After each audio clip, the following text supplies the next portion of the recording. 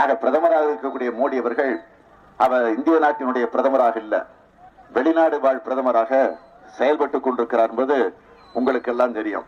தலைவர் கலைஞர் அவர்களை பத்திரிகை நிருபர்கள் ஒரு முறை சந்திச்சு உங்க ஸ்டாலினை பத்தி ஒரு வார்த்தை சொல்லுங்கன்னு கேட்டப்போ சொன்னாரு, எனக்கு ஸ்டாலினிடத்துல பிடிச்சது உழைப்பு உழைப்பு உழைப்புன்னாரு. இந்த மாதிரி அக்கா பிரதோஷத்துக்கு நான் போய் நின்னா மயிலாப்பூர்ல பின்னி எடுக்கிறாங்க சிவபுராணம். நமச்சிவாய வாழ்க, நாதன் தாழ் வாழ்க, இமைப்படுத்தும் என் நெஞ்சில் நீங்காதான் தாழ் வாழ்க. அக்கா சாமி இங்கே என்ன தெரியும், வீட்டுக்காரர் வாங்கி கொடுத்த செருப்பு அங்கே இருக்கு அப்படிங்குது. 400 ரூபா செருப்பையே நம்மளால பற்ற துறக்க முடியலையே, உண்மையா இல்லையா? எது இந்து தர்மம்? நம்ம பேசிட்டு சார், உலகத்திலேயே ஸ்கூட்டர்ல போகும்போது பிள்ளையாருக்கு பிளைங் கிஸ் கொடுக்கக்கூடிய ஒரே இனம் நம்ம இனம் தான் சார். இவன் என்ன மோடியோடைய கை குலுக்க போறான்? நின்று சாமி கும்பிட்டு போ அப்படின்ட்டு போவான். நமக்கு 5 முறை தொழுகணும்னு அவசியம் இல்லை, சண்டே சர்ச்சுக்கு போகணும்னு இல்லை, முடிஞ்சா சாமி கும்பிடு, இல்லைன்னா வீட்டில் இரு. நீ கேட்குறப்பெல்லாம் கடவுள் வந்து இந்த மாதிரி இன்னொன்று கொடுப்பினை இருந்தால் தான் ஒருத்தன் இந்துவா பிறக்க முடியும்.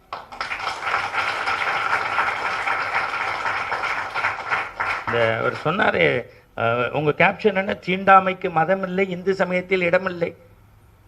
நான் போய் சொல்லலை. காலனி சங்கரங்கோவிலில் காலனியிலேருந்து 5 வருஷம் சாப்பாடு வரும் எனக்கு.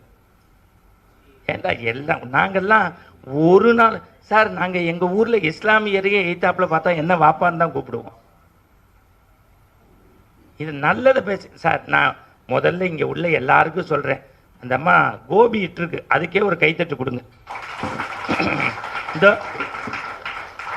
இந்த அம்மா யாருன்னே தெரில, கையெடுத்து கும்பிட்ற மாதிரி இருக்கு. 1:30 மணிக்கு முந்தா நேற்று ஒருத்தன் கதவை தட்டுறான், சார் ஊராக போய் பேசுகிறீங்க, உடம்பு பார்த்துக்குங்கண்ணா. என்னடான்னு இல்லை, நம்ம கிருஷ்ணமூர்த்தி 3 நாளைக்கு முன்னாடி தொண்டை கரகரன்னுச்சான், ஒய்ஃபிட்ட பால் கேட்டிருக்காரு, அவர் பால் எடுத்துக்கிறவருக்குள்ள இவருக்கு சங்கு ஊதிட்டாங்க. ஏண்டா கிருஷ்ணமூர்த்தி செத்ததுக்கும் நான் ஊராக போய் பேசுறதுக்கு சம்மந்தமே இல்லை. நான் சொன்னேன், இல்லைடா எனக்கு ஒன்றும் பிரச்சனை இல்லை, அப்படியே ஆயிட்டா கூட என் ஒய்ஃப் பேரில் இன்சூரன்ஸ் போட்டிருக்கேன்னு. இன்சூரன்ஸ் எல்லாம் முன்னாடி மாதிரி இல்லையா, இப்போ நாமினியே வாங்க முடியலையா? அதாவது அவனுக்கு 1:30க்கும் நம்மளை கொண்டுட்டு வீட்டுக்கு போகணும்னு நினைக்கிறான். இப்போ பழனி கும்பாபிஷேகம் உங்களுக்கு நடந்துச்சு. நான் கும்பாபிஷேகத்தை மட்டும்தான் சொல்கிறேன், வேறு எதையும் சொல்லலை. அங்கே பேசிக்கிட்டே இருக்கும்போது லண்டன்லேருந்து ஒருத்தன் வந்தான். பழனியை சாமி கும்பிட்டோன்னு எங்கே போவோன்னு உங்களுக்கு தெரியும். ஒரு கடைக்குள்ள போனோம், அங்கே திருநீர் பஞ்சாமிரதம் இருந்தது. எல்லாத்தையும் வாங்கினவன் அந்த திருநீர் டப்பாவை எடுத்து மேலையும் கீழையும் பார்த்தான். கடைக்காரன் பாவம், நம்ம தடா பெரியசாமி சார் மாதிரி, என்ன பார்க்குற ஓய்னா, இல்லை எங்கள் ஊர் நாங்கள் லண்டன்லேருந்து வரோம், எது வாங்கினாலும் எக்ஸ்பைரி டேட்டு பார்ப்போம், இதில் போடலையேன்னா. அதுக்கு கடைக்காரன் சொன்னால், உலகத்திலேயே எக்ஸ்பைரி டேட் இல்லாத ஒரே பொருள் விபூதி டப்பா தாண்டா, எடுத்துக்கோன்னா. அவன் படித்தவன்ல, அதுக்கு அவன் கேட்டான், அப்படியே நான் பூசினா எனக்கு என்ன பையன்னு கேட்டான். உன் எக்ஸ்பைரி டேட்டு தள்ளி போயிட்டே போகுண்டா, போட்டுக்கொடான்னு. அவ்வளோதான், இதுதான் சமயம், வேற ஒன்றும் இல்லை. சும்மா நம்ம மந்திரமாவது நீர், வானோர் துதிக்கப்படுவது நீர், சமயத்துள்ளது நீர், திருநீரை பூசுங்க. பூசாட்டியும் பரவாயில்ல, பான்ஸ் வச்சு ஊதி விடாதீங்க. நான் இன்னைக்கு பந்தயம் கட்டுறேன், இங்கே உள்ள திராவிடம் பேசுகிறவங்களுக்கு, அர்ஜுன் சம்பத் சார் சொத்தை நாளைக்கு அறிவிப்பார். அவர் யோசிக்கிறாரு, சொந்த செலவில் நான் இப்போ சூனியம் வச்சுக்கிட்டேன். நாளைக்கு யாராவது திராவிட தலைவன் அப்படி அறிவிக்க முடியுமா சார்? நீங்கள் இந்த அண்ணாமலை எல்லாம் எனக்கு சொல்லக்கூடாது. எனக்கு ஒரே கனவு, நான் அம்மா ஆள் தான், இருந்தாலும் அண்ணாமலையை ஆதரிக்கிறேன்.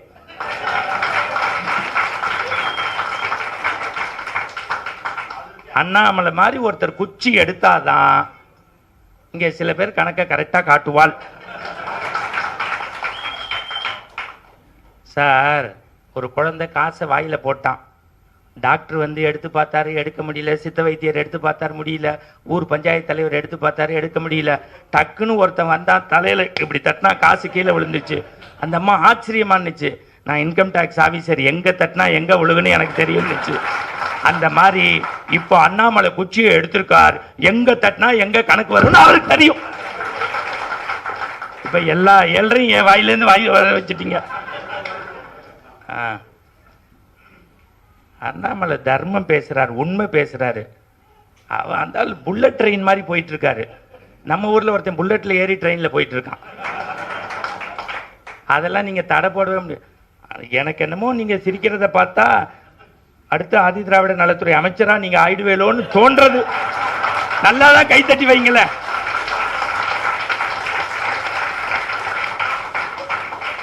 அர்ஜுன் சம்பத் சாருக்குலாம் அதெல்லாம் கிடையாது. சுத்தப்படுத்துறதுக்காக இந்து சமய அறநிலையத்துறை.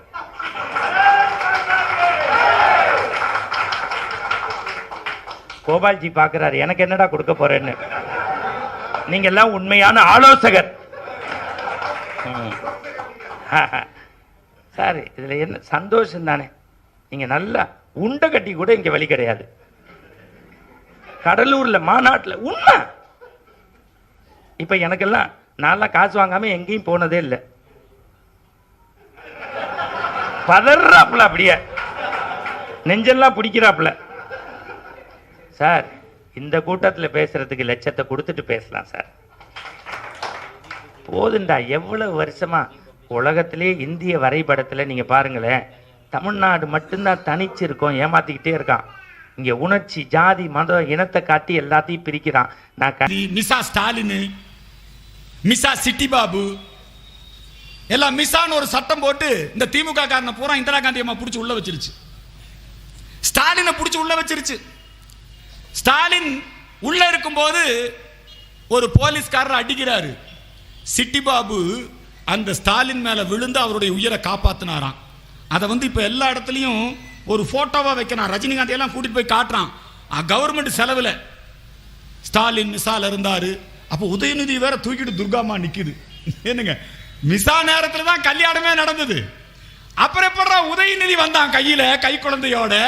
அது ரஜினிகாந்த் அதை போய் பார்த்துட்டு, ஓ அப்பவே உதயநிதி, கல்யாணத்துக்கு முன்னாடியே உதயநிதி பிறந்துட்டாரா? எங்க எப்படி எல்லாம் ஏமாத்திரா பாருங்க. இப்ப ஊருக்கு ஒரு பேனாவை கொண்டு வர்றான். பாத்தீங்களா, இந்த புத்தக கண்காட்சி, இந்த பேனா வைக்கிறது, ஊருக்கு இழுத்துட்டு எல்லாம் கருணாநிதி. எங்க பார்த்தாலும் கருணாநிதி. இந்த நாட்டுக்கே கருணாநிதி நாடுன்னு பேர் வச்சிருவான் போல் இருக்கு. 234 தொகுதியிலும் கருணாநிதிக்கு சிலை, கலைஞர் நூற்றாண்டு விழா, கருணாநிதி பெயரில் நூலகம், கருணாநிதி பெயரில் கோட்டம், கருணாநிதி பெயரில் நினைவு மண்டபம். எங்க பார்த்தாலும் கருணாநிதி. ஏன்டா இந்த நாட்டில் வேற எவனுமே பிறக்கலையா? இந்த நாட்டில் வேற தலைவனே இல்லையா? கடல்ல கொண்டு போய் பேனா. இதுக்கெல்லாம் எப்படா நிதி கிடைச்சது? மாணவர்களுக்கு மடிக்கணினி கொடுப்பதற்கு நிதி இல்லை. யார் சொல்றா? கல்வி அமைச்சர், உதயநிதி ரசிகர் மன்ற தலைவர் இல்லையா? கல்வி அமைச்சர் யாருங்க? உதயநிதி ரசிகர் மன்ற தலைவர் யாரு? அவர் சொல்றாரு மடிக்கணினி. இப்ப நிதி நிலைமை சரியில்லை. ஏண்டா ஊருக்கு கருணாநிதி பேனாவை தூக்கிட்டு சுத்துறீங்க, அதுக்கெல்லாம் வாய்ப்பு இருக்குது, நிதி இருக்குது. உணவு தானியங்களை பாதுகாத்து வைப்பதற்கு, கிடங்குகள் கட்டுவதற்கு நிதி இல்லை. மக்களுக்கான வளர்ச்சி திட்டங்களை செய்வதற்கு நிதி இல்லை. ஆனா கருணாநிதி செலவைக்கிறதுக்கு எல்லா விதமான நிதியும் இருக்கு.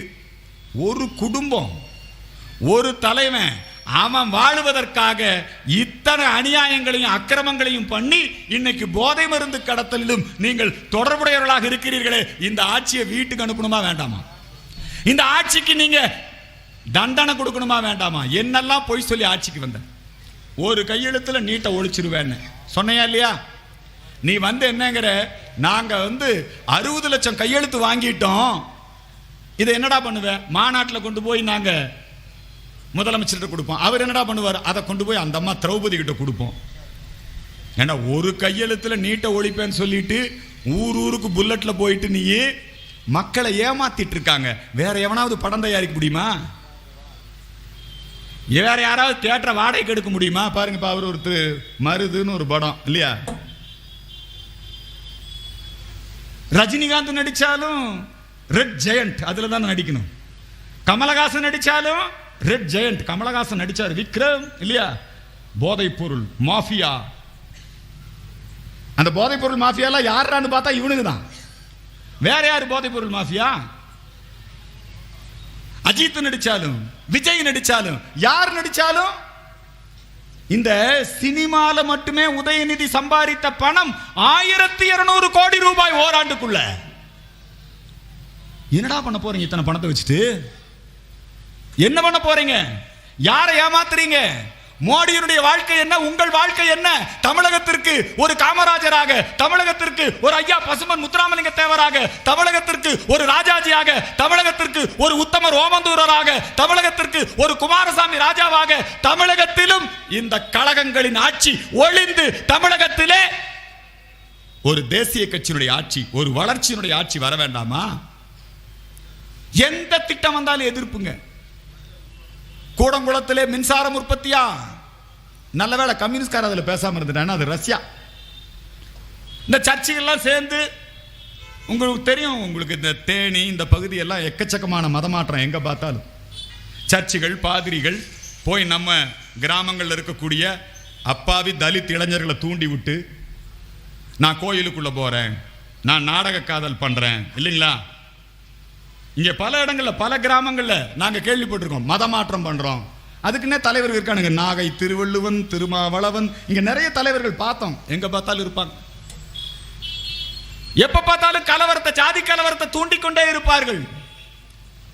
இந்த சர்ச்சுகள்லாம் சேர்ந்து 500 நாள் ஜெயலலிதா அம்மா இருந்தாங்க, உதயகுமார் தலைமையில போராட்டம். மின்சார உற்பத்தியா? வேண்டாம்.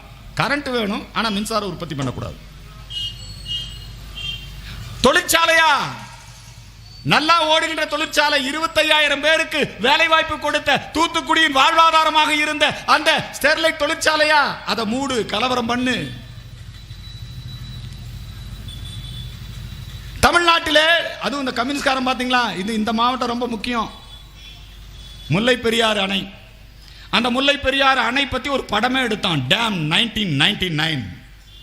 முல்லை பெரியாறு உடஞ்சு அது அப்படியே போய் கேரளாவே மூழ்கிற மாதிரி இங்கெல்லாம் கட்டுக்கதைகளை கட்டி விட்டு அந்த முல்லை பெரியாறு அணைக்கு எதிராக கம்யூனிஸ்டுகள் தயாரித்து இங்கே நம்முடைய தமிழகத்தினுடைய உரிமைகளை அடமானம் வைக்கக்கூடிய போராட்டம். எத்தனை போராட்டம் பண்ணா எடப்பாடி ஆட்சியில? ஒருத்தன் பாடிட்டே தெரிஞ்சான், மூடு டாஸ்மாக மூடு. எங்கடா போன? இப்ப என்னடா டாஸ்மாக்ல என்னடா விற்கிறான்? எல்லாம் திமுக தூண்டி விட்ட போராட்டம். ஒருத்தர் ரேஷன் கடையவே மூடிடுவாங்கன்னு திருமுருகன். எவ்வளவெல்லாம் பொய் பிரச்சாரம். மோடி எதிர்ப்பு என்கின்ற ஒரு பிம்பத்தை கட்டமைத்தார்கள். ஆனால் இன்றைக்கு எண்மண் எண் மக்கள் யாத்திரை மூலமாக இன்றைக்கு அந்த பிம்பம் உடைக்கப்பட்டு தமிழகத்திலே மிக வலிமையாக பாரதிய ஜனதா கட்சி காலூன்றி விட்டது. அவெல்லாம் பயந்துக்கிறான், திமுக காரன், அதிமுக காரன், இந்த ஜாதி மத அரசியல் நடத்துறவன் எல்லாம் பயந்துக்கிறான். டேய், மோடி மட்டும் வந்துடக்கூடாதுடா.